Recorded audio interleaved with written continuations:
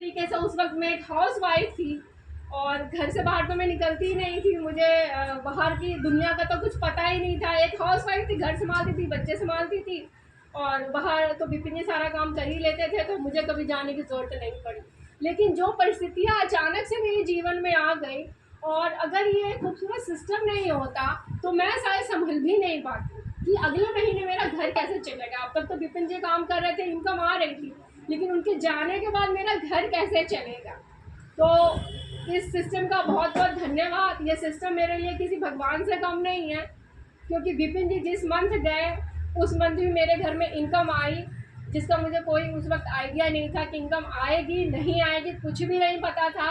और वो इनकम आज तक आ रही है, वो इनकम बढ़ के आ रही है। उस वक्त 27,000 रुपये की इनकम थी जब विपिन जी थे और आज इनकम 70,000 है। मेरी हाईएस्ट इनकम 70,000 पे पहुंची है अभी। तो इससे अच्छी बात क्या हो सकती है।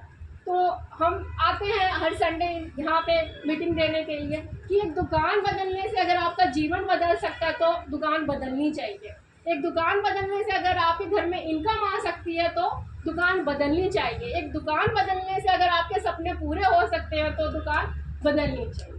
तो इतना ही कहना चाहूँगी। जय हिंद।